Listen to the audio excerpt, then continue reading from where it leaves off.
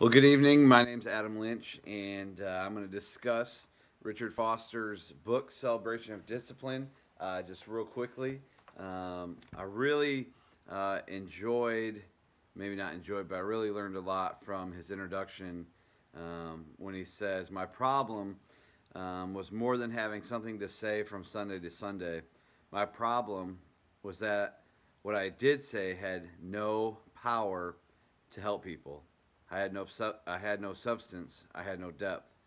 The people were starving for a word from God, and I had nothing to give them. Nothing." And I think so many times, as I'm not the lead pastor, but I'm a young adult pastor, I think so many times uh, I feel this rub in my heart that's like I have nothing to give these people. In my like I haven't had my prayer time. I haven't been in the Word for myself. I haven't been studying for myself. Um, but I got to get up here and I got to preach and I got to meet and I got to counsel. And so I think that was just really sobering for me to hear someone like Richard Foster say he had nothing to give them. And he's really giving us a warning that if we don't have these inner spiritual disciplines, we're not going to have anything to give to the people that God has entrusted us to. We're not going to have anything for the flock that God has given us. So I thought that was really interesting. I really liked what he had to say on page 43, um, where he says that your pastor and the services of worship need to be bathed in prayer.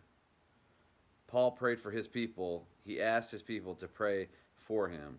Charles Spurgeon attributed his success to the prayers of his church. And I think so many times we approach planning worship services, so many times we approach spiritual things without even praying. This past weekend, I spoke at our main campus. Um, I spoke in all of our main services.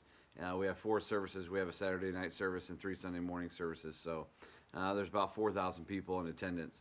And I know it was just so shocking to me. Saturday night, um, the worship team kind of did their thing.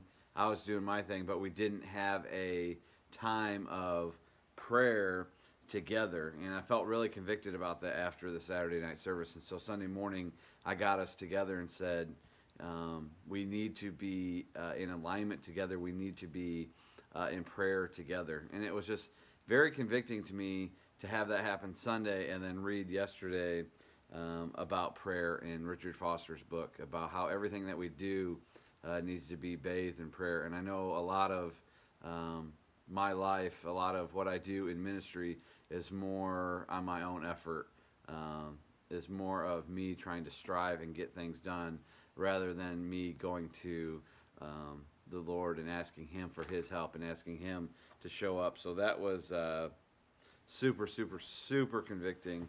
And then the last thing in the part one was on fasting, and I hate fasting. I hate everything about fasting. It's not fun, and I don't do it. I don't like. I could say that I do it every once in a while, but I haven't fasted in a long time.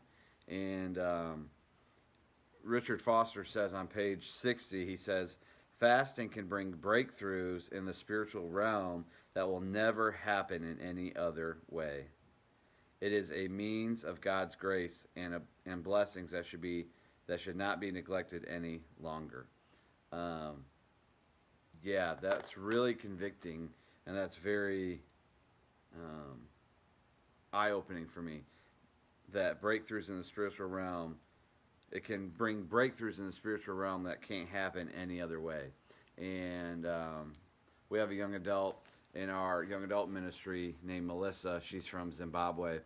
She's been here since she was about 16, and she is a faster. She just got off a 40-day fast where she doesn't eat anything from 6 a.m. to 6 p.m.